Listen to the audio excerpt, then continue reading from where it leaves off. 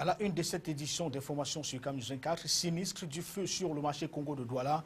Plus de 300 boutiques ont été consumées par les flammes à la suite d'un gros incendie qui s'est déclenché sur l'espace marchand ce dimanche 9 juin 2013. Selon les premières informations recueillies sur place, tout serait parti d'un court-circuit électrique. Aucune perte en vie humaine n'est à déplorer, mais les dégâts matériels sont importants. Le sous-préfet de l'arrondissement de Douala 2e a fait la descente sur le terrain pour constater l'ampleur des flammes, mais surtout le déploiement des sapeurs-pompiers à l'assaut de ces dernières. Inondation, Limbé à les pieds dans l'eau, les habitants de certains quartiers de la cité balnéaire sont à braver les eaux qui montent et depuis le déclenchement de la pluie qui s'abat sur la ville depuis la nuit dernière. On déplore des morts et la disparition de quelques personnes. Voilà pour le sommaire, les détails à tout de suite. Bonsoir à tous, nous sommes dans le dimanche 9 juin 2013 et nous ouvrons ce journal par le marché Congo. C'était donc un dimanche totalement noir pour nombre de commerçants de cet espace marchand. Le vaste incendie déclaré sur le marché Congo en fin d'après-midi a rasé plus de 300 boutiques. Aucune perte en vie humaine n'est à déplorer, mais les dégâts matériels sont importants. Même la prompte réaction des soldats du feu n'a pas suffi à stopper l'avancée des flammes. Récit d'une journée difficile, Jean-Jacques Ondoa, Divinapi. C'est plus de 300 boutiques en matériaux provisoires qui sont parties en fumée aux grandes dames des propriétaires. Ces derniers, sous un air abattu, sont arrivés sauver ce qui pouvait encore l'être. Le feu qui était l'incendie qui était passé là, ça ne vaut pas l'incendie. L'autre incendie, c'est plus qui passe, ça a rendu tout le monde à terre. Tout le marché s'est brûlé, tout l'appartement d'ici jusqu'en haut là-bas. On ne voit plus rien. Les sapeurs-pompiers ont pendant plus de 3 heures d'horloge bravé les flammes malgré la rapide propagation. De nombreux curieux amassés sur les lieux ont donné à leur tour un coup de main aux victimes dont les commerces n'étaient pas encore attaqués par les flammes. Meubles, matelas, tissus et autres matériaux combustibles ont été réduits en cendres. Afin de sécuriser le périmètre de quelques individus mal intentionnés, le GMI, la police anti-émeute ont déployé leurs éléments. Cet autre cas d'incendie vient remettre en question la sécurisation des espaces marchands au Cameroun. Affaire à suivre donc. À Limbé, c'est l'émoi et la consternation pour les habitants de certains quartiers de la cité balnéaire qui se sont réveillés et les pieds dans l'eau ce dimanche 9 juin 2013. La forte pluie qui s'abat sur la ville depuis la nuit du samedi jusqu'à cet après-midi de dimanche. Les quartiers tels que Down Beach, Dokwer, Dokyak, Clark Quata, Motoo, Mao, Kassava, Fam, entre autres, sont totalement inondés. Et selon les informations recueillies sur les lieux, il aurait un mort, une dame au quartier Kassava Fam, un enfant perdu au quartier Motoo et 3 enfants repêchés de noyade au quartier Dokyat. Pour les populations, cette inondation proviendrait du manque de canalisation La communauté urbaine de Limbé s'est pourtant procuré de gros engins qui sont aujourd'hui inactifs et restent jusqu'à l'heure actuelle stationnés au centre de santé médical donc de l'arrondissement. Les dégâts matériels sont très énormes. Affaire à suivre. Aménagement de la voirie urbaine de Douala, les travaux d'aménagement de quelques axes routiers de la capitale économique du pays se poursuivent. L'axe de Kotignala est en première ligne, comme l'avait annoncé il y a quelques jours le délégué du gouvernement auprès de la communauté urbaine de Douala. L'entreprise chinoise qui est donc à pied d'œuvre a utilisé des moyens forts pour travailler aisément sans être perturbé par les usagers, malgré quelques manques à gagner que déplorent ces derniers, non loin des lieux du travail. Reportage hériticheux, Benoît Dormont. Attention, travaux, routes barrées au niveau des rails. Ces mentions interpellatrices sont portées sur des plaques érigées au carrefour de Koti, où les travaux de curage de caniveau ont débuté. Il s'agit ici des travaux d'aménagement du tronçon de Koti-Niala. Au niveau du passage à niveau de Niala, les travaux ont effectivement débuté avec le décapage de la couche de base. Pour travailler aisément sur le terrain, l'entreprise en action a opté à circonscrire la circulation. Et du coup, les mototaximens ont créé une voie de fortune pas toujours pratique et surtout dangereuse à l'arrivée du train. Bien que saluée par nombre de populations, ces travaux créent un manque à gagner à certains commerçants situés dans les zones interdites de circulation. Au moment où tout est bloqué, le marché il n'y a pas, même les besques, nous n'avons pas s'en sortir, on ne s'en sort pas, c'est dur. Il n'y a plus personne pour acheter quelque chose quoi. Sur le terrain, des éléments de la police assurent le respect des zones interdites, les motos ayant vite fait de trouver des voies de contournement, pendant que les cargos et autres taxis déposent désormais les passagers derrière la motte de terre. Les populations sont désormais obligées d'effectuer la traversée à pied avant d'emprunter un autre véhicule de l'autre côté. Il est important de noter que ces travaux vont se dérouler selon un chronogramme bien défini. Journée de l'enfant africain, des associations se mobilisent contre le trafic, la traite des enfants et surtout la pédophilie qui prend de plus en plus d'ampleur sur la cité. En prélude à la célébration de l'événement le 16 juin prochain, les membres de l'association La Colombe se sont retrouvés face à la presse cette semaine. C'était pour expliquer le concept dénommé « Préservons nos enfants ». Les détails avec Josué Ngongan et Donald Anuzoa. L'Association nationale pour la prévention et l'information concernant la pédophilie et l'aide aux victimes a pour objectif d'organiser des activités de sensibilisation afin d'attirer l'attention de l'opinion publique sur les conséquences de la pédophilie sur la jeunesse. Les effets pervers de cette pratique contre nature détériorent au quotidien le tissu familial. C'est toujours très délicat, mais il y a au moins des familles qui continuent, n'est-ce pas, qui font des efforts de surmonter cela et puis de pouvoir dénoncer publiquement. Comme le cas de cet enfant dont nous avons abordé tout à l'heure de 14 ans. La famille prend l'initiative, mais sauf qu'en retour, la société n'est pas en train de faire son travail. On est en train de relâcher un tel bourreau qui va continuer à violer des enfants là dehors. Donc ça veut dire qu'il y a encore beaucoup de travail à faire là-dessus. L'association La Colombe, qui lutte contre le trafic et la traite des enfants, évolue avec un concept dénommé « Préservons nos enfants ». Il s'agit ici de sensibiliser les populations à travers des chansons par la voix des enfants. Nous, on est là pour pouvoir changer la mentalité des uns et des autres. Et c'est un peu cet encadrement que je suis venu faire avec ces jeunes qui vont eux-mêmes se prendre en main et qui vont dénoncer et dire comment eux-mêmes peuvent résister. Parce qu'il ne faut pas dire le parent, et il ne faut pas seulement dire la société, il ne faut pas seulement dire les éducateurs. Vous-même les enfants, est-ce que vous êtes obéissants? Parce qu'il faut aller savoir, parce que c'est là notre souci, d'amener les enfants eux-mêmes à se prendre en charge, d'amener les enfants eux-mêmes à se responsabiliser. La conférence de presse donnée ce jour par l'association La Colombe a permis aux médias de relayer l'information sur la tenue le 14 juin prochain de la 4e édition du concept « Préservons nos enfants ». Intégrer les acteurs des services sociaux dans la stratégie de développement du Cameroun était la mission conjointe du programme Mission des Nations Unies pour le développement et du ministère de l'économie, de la planification et de l'aménagement du territoire. Les deux structures viennent d'organiser dans la capitale économique du Cameroun un séminaire basé sur la consultation participative auprès des bénéficiaires cibles. La cérémonie d'ouverture du dit séminaire avait été présidée par le secrétaire général de la région du littoral, Étienne Ludovic Ngwa. Il s'est agi ici pour des uns et des autres, donc au cours des différentes journées de travail, de revenir sur l'apport qui devrait être celui donc des différentes parties dans le cadre même du développement à venir du Cameroun qui attend d'être émergent à l'horizon 2035. Voici à présent une attitude du chef de la mission du Minipat pour le littoral. Il s'exprime au micro de Camus 24. Les stratégies de développement évitent qu'on les élabore dans le bureau et qu'on les impose aux populations. Il faut donc la participation de toute la population, donc prendre en compte les desiderata, les besoins des populations pour les intégrer dans la planification, d'abord opérationnelle et enfin stratégique. Nous avons élaboré un document de stratégie pour la croissance et l'emploi qui doit être décliné dans les stratégies sectorielles. Il y en a 7. Et pour élaborer cette stratégie, on ne doit pas se tenir, rester au bureau et l'élaborer. Parce que là, on va imposer quelque chose aux populations dont ils n'ont pas besoin. Lutte contre le chômage en milieu rural et urbain, le PIACI poursuit sa politique d'appui financier aux jeunes et autres associations pour la réalisation des micro-projets.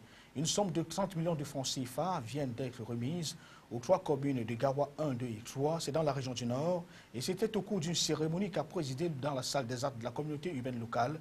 Fidel Teni, c'est le secrétaire général des services du gouverneur de la région du Nord. La cérémonie a d'ailleurs débouché sur la signature de quelques contrats de partenariat avec les communes concernées. Jusqu'à Raman Bonnier et Donald Anuzoa nous en disent plus. Les maires des communes de Garoua 1er, 2e et 3e qui signent les contrats avec le Piazzi, représenté par son coordonnateur Claude Melonnet, pose ainsi un acte qui restera certainement le plus fort de cette cérémonie de remise des financements à leurs municipalités respectives. Ils caressent tous le même vœu: combattre avec la dernière énergie le chômage en milieu jeune. Évoquant les raisons qui motivent le Piazzi à poursuivre le combat, malgré la réticence remarquée ces dernières années avec les bénéficiaires dans le paiement, Claude Melonnet a retracé les objectifs que poursuit sa structure.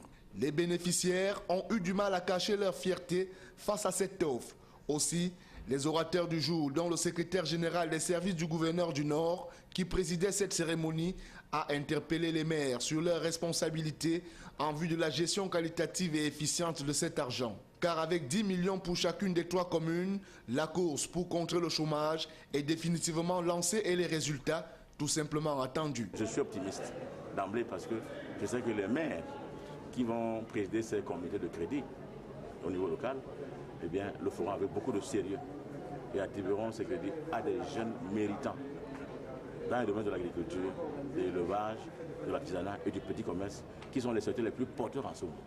Le Piazzi, dans cette démarche citoyenne, à l'aval du gouvernement, d'où le quitus du changement de la stratégie qui a été fait. Il reste maintenant que les bénéficiaires capitalisent de cet argent pour qu'au sein de ces 3 communes, l'on remarque un véritable accroissement du niveau de vie.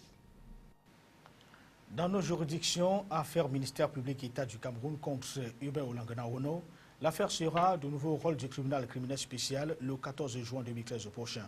L'ancien ministre de la Santé publique est poursuivi pour détournement et discrétion des fonds, mais surtout non-respect de procédures dans la passation des marchés et publics du moment où il était aux affaires. Pendant qu'on est donc à attendre cette audience, c'est Aman Adama, l'ancien ministre de l'Éducation des bases, qui va faire sa toute première apparition à l'audience du tribunal criminel spécial le 11 juin 2013 prochain. Sadou Mamoudou et Sèche Tête nous en disent plus. Tribunal criminel spécial en ce vendredi 7 juin 2013, les concitoyens de la capitale politique ont tenu à assister au très attendu procès de l'ex-ministre de la Santé publique, Urbain Olangana Ono. Les faits qui lui sont reprochés sont entre autres détournement et tentative de détournement de deniers publics, soit 260 millions de francs CFA. Une somme qui, de l'avis de l'accusation, aurait servi au financement d'un certain nombre d'associations et organisations non gouvernementales. Ce financement, fait en violation des procédures de passation des marchés publics, est illustrable par la signature en date du 4 juin 2012 de mandat de dépôt à l'égard du prévenu. Au bout de 3 mois de débat, la cause avait été mise en délibéré par la collégialité conduite par le président Moukouri, assisté des juges Elundu et Sali. Pour des mobiles dont seule cette instance juridictionnelle maîtrise les contours, le délibéré a été prorogé d'1 semaine, soit le 14 juin prochain. Un report, somme toute ahurissant, laisse entendre la partie incriminée, représentée par Maître Mong et Maître Joseph Nyabia. Surprise pour surprise, le babillard du tribunal criminel spécial, comme un coup de tonnerre, laisse percevoir la toute première comparution de l'ancien ministre de l'Éducation de base, Aman Adama. L'audition est prévue pour le mardi 11 juin prochain. À l'étranger, dans cette édition d'information, on parle santé avec cette enquête ouverte à Marseille après la mort d'un homme possédant du furosémie de Teva mal conditionné. En Afrique du Sud, tout le pays retient son souffle en attendant des nouvelles de Nelson Mandela. Il faut dire que l'ancien chef d'État africain et prix Nobel de la paix a été de nouveau hospitalisé depuis samedi. Et puis en Turquie, les manifestations continuent dans tout le pays.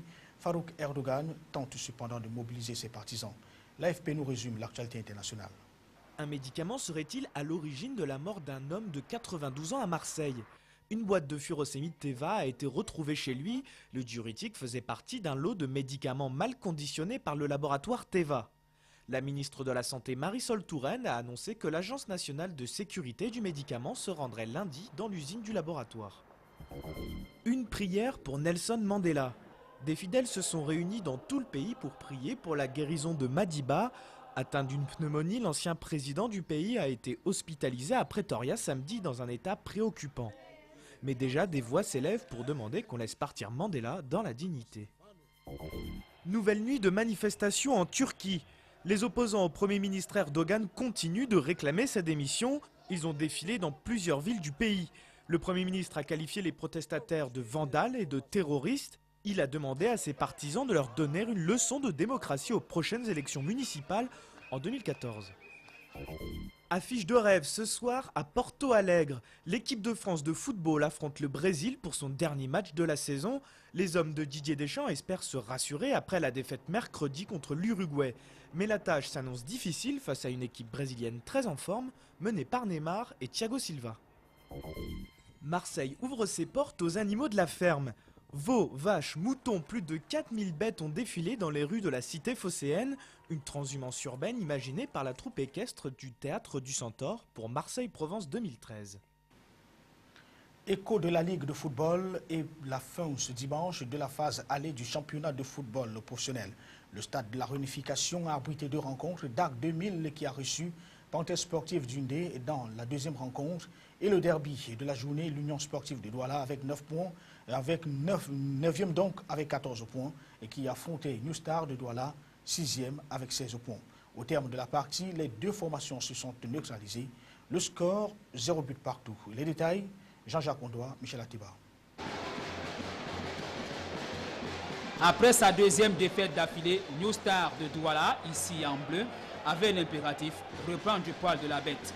La formation du président Faustin Domke, après les multiples mouvements d'humeur qui ont nourri son actualité cette semaine, voulait redonner du sourire à ses supporters. Mais face à une sélection des Nassara Gamaka, il fallait être en place. Les 2 équipes se neutralisent après la première manche, 0 but partout. Du retour des vestiaires, ce sont les verts et blancs qui multiplient le plus d'occasions de but. Mais à chaque fois, vont buter devant le jeune portier Georges Bokwe de New Star.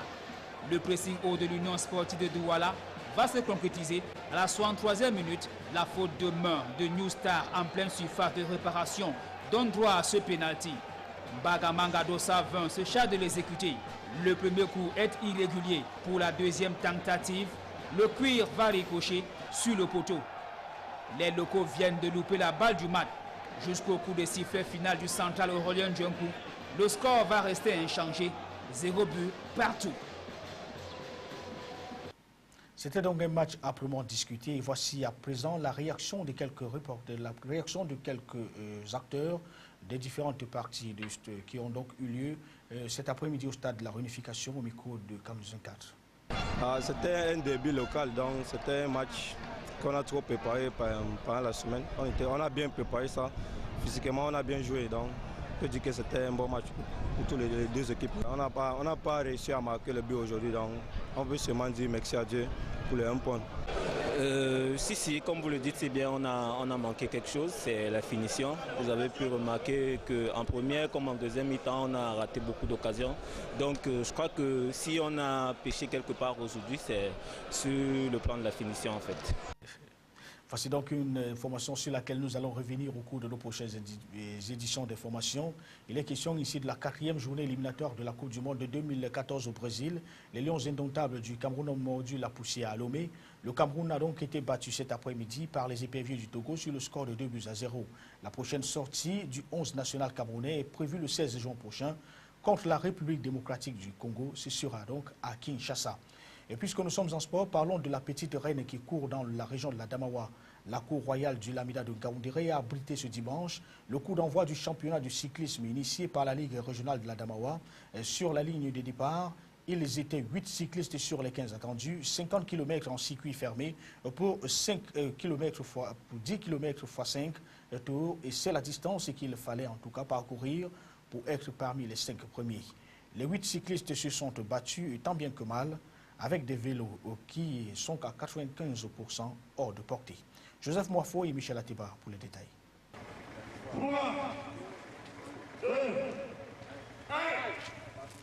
En répondant présent, ces athlètes ont à leur niveau témoigné de leur volonté à faire vivre le cyclisme dans la région de la Damawa, malgré ces multiples problèmes qui ne favorisent pas le développement de cette discipline et participent même à la descente aux enfers de la petite reine dans la région.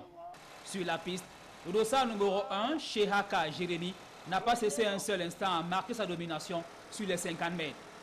Meilleur grimpeur, il termine la course en tête avec un chrono de 57 minutes. Le second, Aliou Garga, vient en deuxième position avec un chrono de 58 minutes 26 secondes. Jobail Daniel occupe la 3e place avec un chrono de 1 heure 2 minutes. Pour ces athlètes, la plus grande difficulté réside dans le manque de matériel et l'absence de compétition. Le Lamido de Ngaoundéré, Sa Majesté Muhammadou Ayatou Issa, en organisant ce championnat, voudrait rassembler tous les acteurs du cyclisme et surtout les élites à œuvrer afin que cette discipline sportive prenne définitivement corps dans la ville de Ngaoundéré et partant dans la région. À l'issue de cette course, les 5 premiers seront automatiquement sélectionnés pour représenter la région Château d'eau du Cameroun au prochain championnat de cyclisme prévu dans la ville de Ngaoundéré les 28 et 29 juin prochains. Il fallait donc préparer les représentants de la Damawa Vélo Club pour ce grand rendez-vous national, une course avant la course.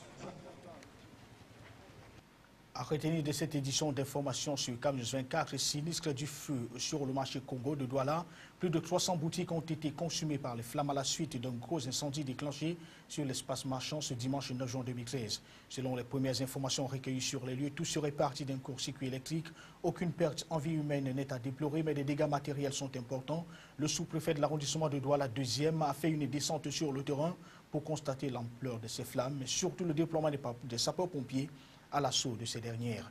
Inondations, limbées les pieds dans l'eau, les habitants de certains quartiers de la cité balnéaire sont à braver les eaux qui montent depuis le déclenchement de la pluie qui s'abat sur la ville la nuit dernière jusqu'à cet après-midi. On déplore la mort et aussi la disparition de quelques personnes. Madame, Messieurs, c'était l'information, elle est en continu sur CAMNews 24. Au nom de toute la réalisation et de toute l'équipe technique, nous vous souhaitons de passer des bons moments en compagnie de nos programmes qui se poursuivent. À demain 20h pour une nouvelle édition. Bonsoir.